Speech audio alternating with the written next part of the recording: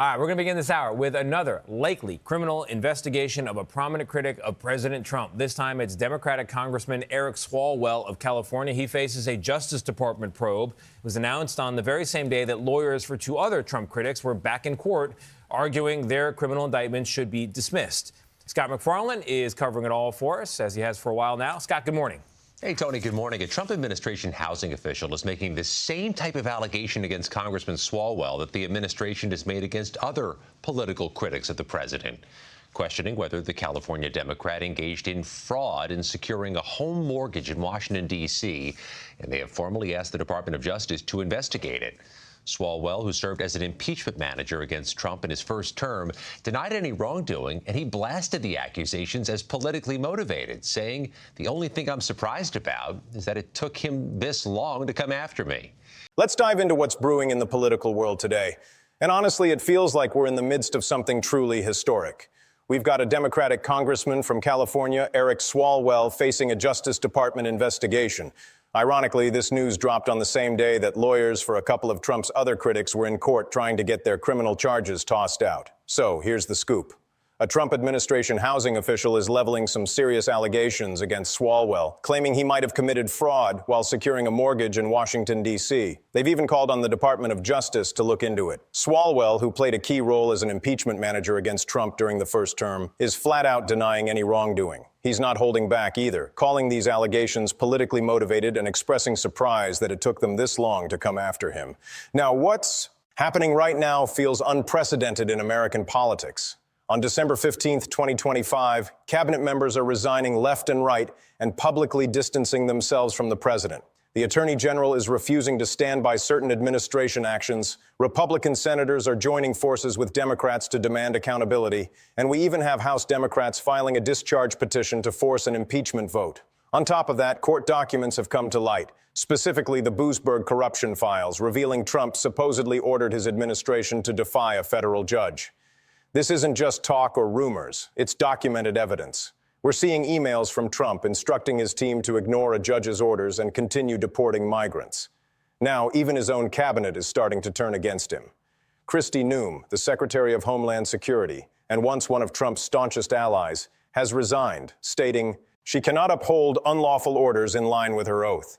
Meanwhile, Pam Bondi, the Attorney General, who's been known as Trump's attack dog, is publicly refusing to defend the administration's actions as well. Things are really shifting for Trump right now. His inner circle is falling apart with the folks he relied on the most, starting to back away. Meanwhile, Congress has picked up speed on impeachment, moving faster than just a week ago when it seemed like nothing was happening. It's a pretty intense situation. But let me take a moment to share something. Does not mean Swalwell will be prosecuted, but this is the same type of allegation the administration has made against another impeachment manager, that man, Senator Adam Schiff of California, who's currently under investigation, as well as New York Attorney General Letitia James, who was charged last month and had previously sued Trump for fraud. Both have denied any wrongdoing, Gail. Yeah, to be continued for sure. So, Scott, I know you were in the courthouse yesterday. That's when the New York Attorney General's defense lawyers then asked the judge to throw out the case against her. So where does that stand with both Letitia? Letitia James and former FBI Director James Comey, both of whom are facing federal charges, both of whom have pleaded not guilty, argued to get their cases dismissed Thursday.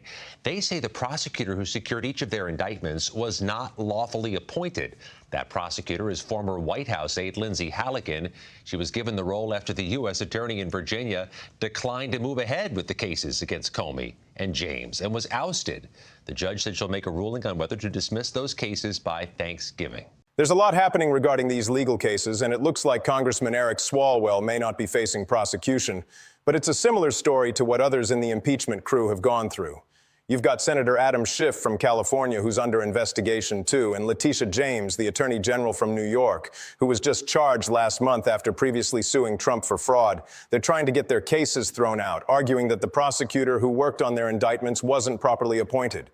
This prosecutor, Lindsay Halligan, got her role after the U.S. Attorney in Virginia decided not to pursue cases against James and Comey. A judge is set to decide whether to dismiss those cases by Thanksgiving. Now, let me break down the jaw-dropping events that unfolded recently. Judge Boasberg, who has been keeping a close eye on Trump's defiance regarding Venezuelan deportations, unsealed some. Documents on December 15th that Trump's team was desperate to keep under wraps. These documents, which include emails and communications, reveal how the decision to ignore a court order was actually made. At the heart of it all is an email from Trump himself dated April 2025, where he explicitly instructs his team to disregard the judge's orders and proceed with deportations. It's a direct order to go against a federal court ruling. There's no wiggle room here. Trump's words clearly show contempt for the court. And now that email is out in the open for everyone to see. So it seems like there have been some pretty significant moves over in Congress. They're actually adding new evidence to the articles of impeachment against Trump, which were already filed a while back. So that means things are getting serious. Now, contempt of court is officially part of the reasons they're stating for removing him from office, which makes the case for impeachment feel a lot stronger. What's really interesting is watching members of Trump's cabinet start to peel away. Kristi Noem's resignation is a prime example. She wasn't just any official. She held the position of Secretary of Homeland Security, which is a pretty big deal. She was the one managing immigration enforcement and was a key player in pushing Trump's deportation agenda. True to her role, she had been very supportive of his policies. But now she's out and her resignation letter really hits hard. She basically says she can't defend his unlawful orders, which is a big deal. That's not a simple disagreement over policy or personal differences. This is a senior cabinet member openly stating that the president is giving illegal directives and she's done with it. When your Secretary of Homeland Security resigns saying the orders from the president are illegal, that's a disaster for any administration. It shows cracks are forming. Then we have Pam Bondi, who has also stepped away from Trump in a notable way. As the Attorney General, she's been one of his most devoted defenders, going after his political opponents, backing his actions in court, and even threatening judges. But now she's decided not to support his refusal to follow through with the corruption files and is calling out Trump for ignoring legal orders.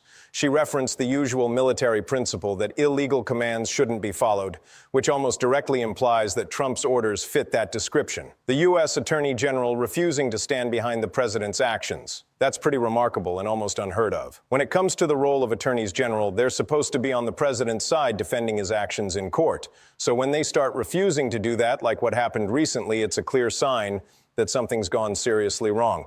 That's the message being sent loud and clear by Bondi's factions. And of course, Trump's reaction has been anything but calm. He took to Truth Social, labeling Yen and Bondi as traitors in his cabinet, and even claimed they were part of some deep state plot against him. In a bizarre twist, he suggested that it should be Congress facing impeachment instead of him, which is amusingly off base since that's not how impeachment works at all. But then again, keeping track of the facts has never been Trump's strong suit. He's throwing fits at everyone around him, his appointees, judges, senators. Anyone who isn't backing him wholeheartedly gets his wrath. However, it seems like that approach isn't working anymore. Those attacks aren't scaring people into silence like they used to. If anything, the more he lashes out at N, the stronger her resignation letter looks. The same goes for Bondi. Every jab he takes just makes her reasons for refusing to defend him seem more principled. It's the same story with the Republican senators. His constant critiques are actually pushing more of them to distance themselves from him. Trump built his reputation on the notion that attacking and bullying could solve any issue. But that only works when people are intimidated. The thing is, they're not scared anymore. They're watching the whole administration fall apart, the evidence piling up against him, and realizing that standing by him just isn't worth it. And so, they're opting out. Now, let's take a closer look at what's unfolding in Congress. The Democrats filed a discharge petition on December 15th, signaling a major step up in the impeachment debate. Typically, the Speaker of the House has the final say on what gets voted on. And since the Republicans are in control, they've been blocking any talk of impeachment resolutions by putting them aside.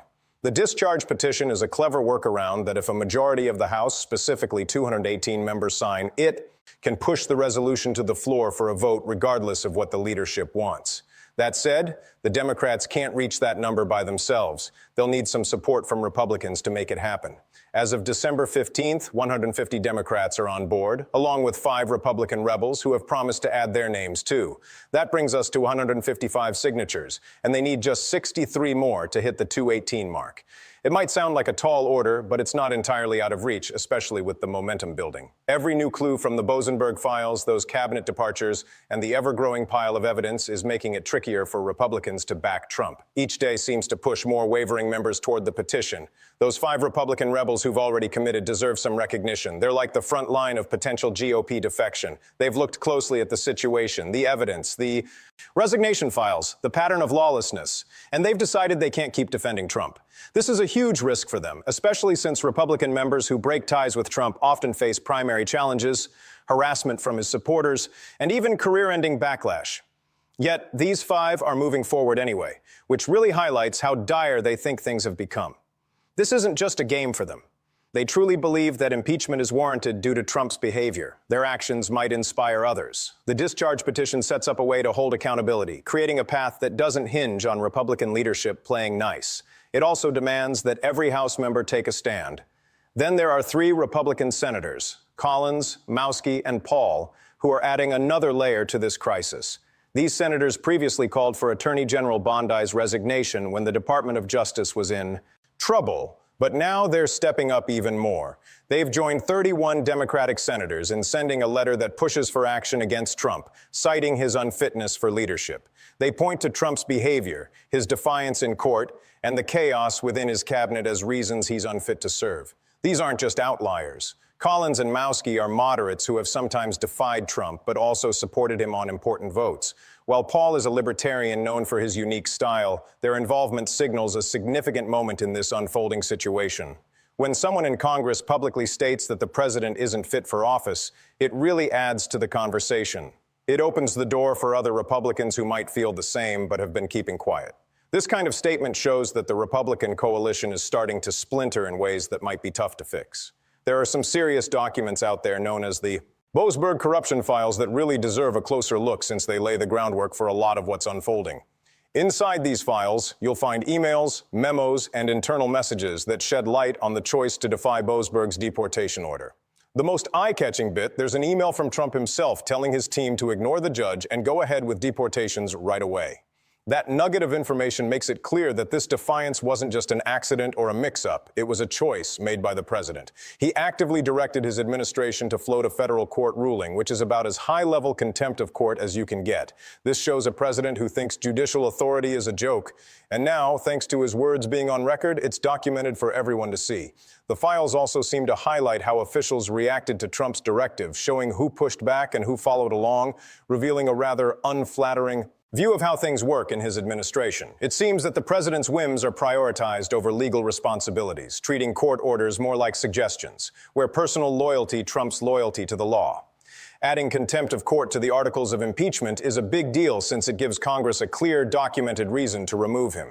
Previous attempts to impeach Trump were often labeled as vague or partisan, mainly seen as Democrats wanting to oust a president they just disagreed with. But contempt of court is a specific legal breach backed up by written proof. It leaves little room for interpretation. Trump basically instructed his administration to disregard a federal judge. And that directive is now out in the open. Congress can now point right to that and say, here's impeachable behavior. This is a president who doesn't believe he has to listen to courts. This is someone who sees judicial orders as optional. The constitutional response for a president like that, impeachment and removal. The argument is pretty solid, and it becomes much trickier for Republicans to brush it off as just another case of partisan bickering. So, we've got quite the situation unfolding here. It seems the president's own emails are actually pointing to a violation of a court order, which is, well, not great for him. On top of that, the asset freezes ordered by the court are adding a whole new level of chaos. Judge Bosenberg has even hinted at the possibility of freezing government assets, and it turns out that some of these freezes are really messing with operations. Reports are buzzing about how the Department of Justice funds have been affected, leaving the administration struggling to run things smoothly. When you keep defying the courts, it leads to this. Eventually, they'll take action, and it gets real. These asset freezes are causing serious hiccups for the administration, disrupting how they operate and making it hard for them to keep things running, and it's also turning into a political nightmare. Just think about it. How do you explain to the voters that the government can't function properly because the president decided to ignore a court order leading to frozen assets?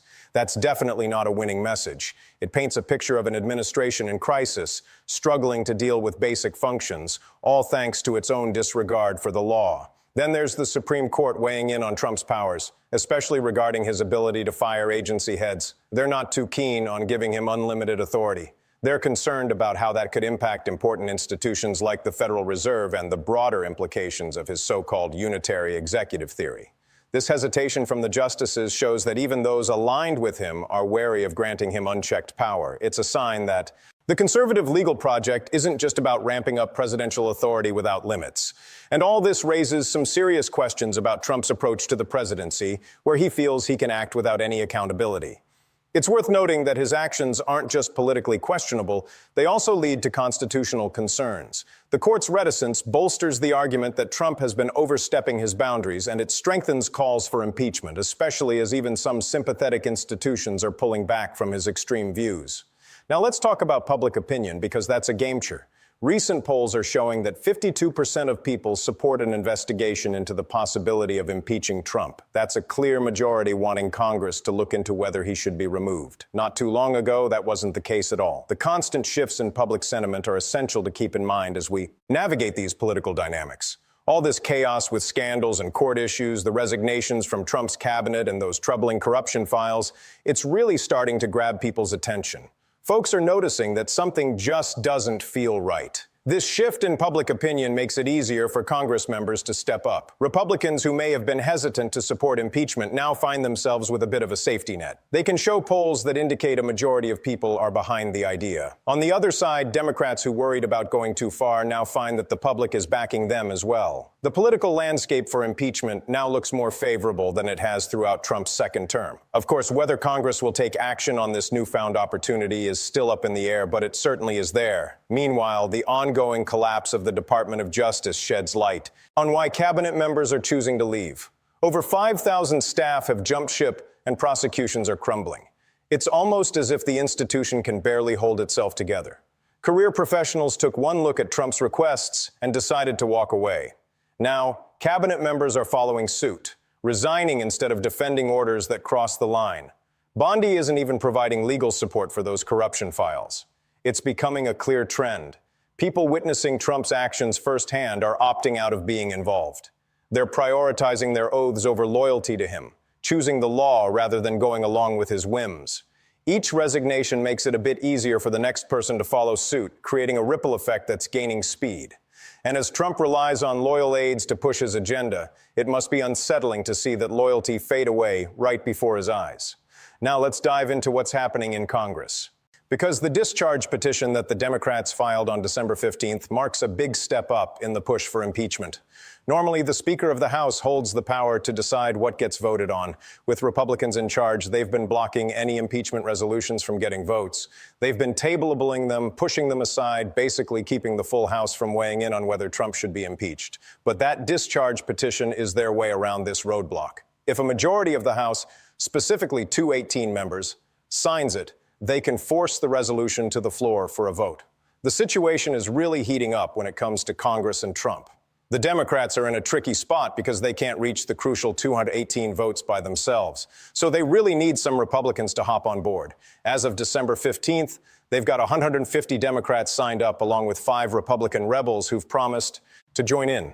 That gets them to 155. Still quite a bit short of what they need, but definitely doable. Momentum is really building up thanks to the Boozberg files, cabinet departures, and a growing pile of evidence. Each day brings new twists that make it tougher for the Republicans to defend Trump. And the pressure keeps mounting on those who are unsure about signing the petition. Those 5 Republican rebels deserve our attention. They're leading the charge for potential GOP defection. These members have seen the evidence and the corruption files along with the resignations from the cabinet and decided it's time to stop defending Trump. They're taking a significant political risk because breaking away from Trump isn't easy. They might face primary challenges, harassment from his supporters, and serious threats to their careers. Yet they're signing the petition anyway, which shows just how serious they believe the situation is. It's not a lighthearted decision. They're doing it because they think Trump's actions are so outrageous that impeachment is the only way forward. And if 5 Republicans can come to that conclusion, maybe more will follow. The discharge petition offers a way to hold Trump accountable without counting on Republican leadership to cooperate and urges every House member to clarify where they stand. On top of that, 3 Republican senators, Collins, Mskowski, and Paul, are stepping into the spotlight, adding another layer to this crisis. These senators had already called for Attorney General Bondi's resignation over issues within the Department of Justice, and now they're ramping it up. They've joined 31 Democratic senators in demanding action against Trump, pointing to unfit leadership as their reason. They're saying that Trump's behavior with all the court defiance and cabinet chaos makes him unfit to serve. These aren't just some outliers either. Collins and Mskowski are moderate Republicans who've occasionally broken from Trump, but have often supported him on key votes. When 3 senators openly say that the president isn't fit for office, it really makes people sit up and take notice. It's a big deal, especially for other Republicans who might feel the same way but hesitate to voice it. This kind of statement sets the stage for others to break ranks, showing cracks in the Republican coalition that might be tough to mend. Now, let's dig into the Boozberg corruption files. These documents, recently made public, are essential because they hold a wealth of information about what's going on behind the scenes. They include emails, internal communications, and memos that detail how the decision to ignore Boozberg's deportation order came about. The most damaging piece is actually an email from Trump himself, telling his team to disregard the judge and deport right away. This email makes it clear that the refusal to follow the court's order wasn't a simple blunder or miscommunication. It was a calculated move directed by the president. By instructing his administration to go against a federal court order, Trump displayed some serious disregard for judicial authority. This kind of behavior is contempt of court at its worst, and it's now officially documented in his own words. The files also seem to reveal how officials reacted to Trump's directive, who resisted and who complied, painting a rather unflattering picture of the administration's dynamics. It shows a place where the president's whims take precedence over the law, where court orders are brushed aside like mere suggestions, and loyalty to Trump's loyalty to legal obligations. Adding contempt of court to the impeachment articles is a big deal because it gives Congress a clear, documented reason for wanting Trump removed from office.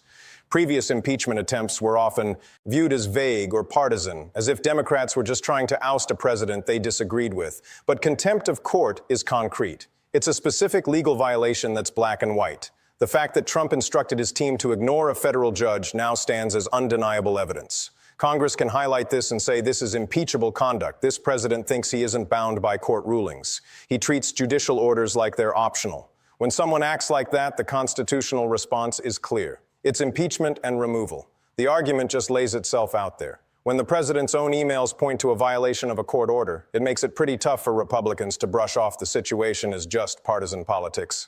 The chaos only intensifies with the asset freezes from Wall Street, which are becoming a real headache for the administration.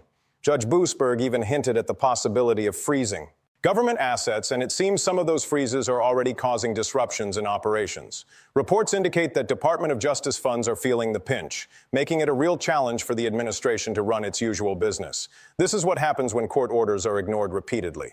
Eventually, the courts don't just get mad, they act. The consequences are genuine. These asset freezes are not only creating practical issues, making it difficult for the administration to function, but they're also stirring up political trouble. It's quite a pickle when you have to explain to voters why the government is struggling to operate normally because the president decided to disregard a court order which led to assets being frozen. That's definitely not a message likely to win people over. It paints a picture of an administration in turmoil, struggling to manage basic operations because of its own reckless behavior. Moreover, there's also the Supreme Court weighing in on Trump's ability to remove agency heads, which ties into this whole saga. It seems like even the justices are walking a fine line, expressing some concerns about giving Trump unmitigated power. They're worried about how his sweeping authority could affect things like the Federal Reserve, hinting that even those he appointed don't want to grant him unchecked power. This whole scenario indicates that the push for limitless presidential authority isn't just a win for a conservative agenda. It also provides solid fuel for those arguing that Trump's idea of a presidency where he can operate without checks isn't exactly in line with the Constitution. The court's reluctance reinforces the idea that Trump has been pushing boundaries. His behavior isn't just a matter of political debate. It's raising serious constitutional red flags. This situation indeed strengthens the case for impeachment by showing that even Institutions that might typically align with Trump are pulling back from his extreme ideas. And despite it all, public opinion is shifting. You'll find that as of now, 52% of people support investigating impeachment. That's a clear majority wanting Congress to look into whether this is all worth pursuing. Public opinion has definitely shifted when it comes to Trump and the talk of impeachment. It seems people are finally waking up to the constant scandals, court defiance, and resignations happening in the cabinet. The corruption is piling up and folks are noticing just how serious things have become. This change in public sentiment is opening up a space for Congress to take action. Republicans who were hesitant about supporting impeachment now find themselves with plenty of cover, thanks to the polls showing that a majority of people are in favor of it. On the flip side, Democrats who may have worried they were going too far now see that the public is on their side. The political climate for impeachment is more favorable now than it has been throughout Trump's second term. It's still unclear whether Congress will capitalize on this opportunity, but the chance is certainly there. The ongoing collapse within the Department of Justice provides important context for why cabinet members are jumping ship. Over 5,000 staff have left, and prosecutions just aren't holding up. The dysfunction is glaring, and career professionals have looked at Trump's demands and decided to walk away. We've seen resignations like Noom, who chose to step down rather than defend unlawful orders, and Bondi, who won't provide legal support for corruption cases. There's a clear pattern here. Those who have a front row seat to Trump's actions are choosing their oaths over loyalty to him, prioritizing the law above his whims. Each defection seems to make it easier for others to follow suit, creating a chain reaction. With each resignation, more people feel empowered to leave. The pace is picking up, and Trump, who relies on loyal subordinates to carry out his agenda, is witnessing that loyalty fade away right before his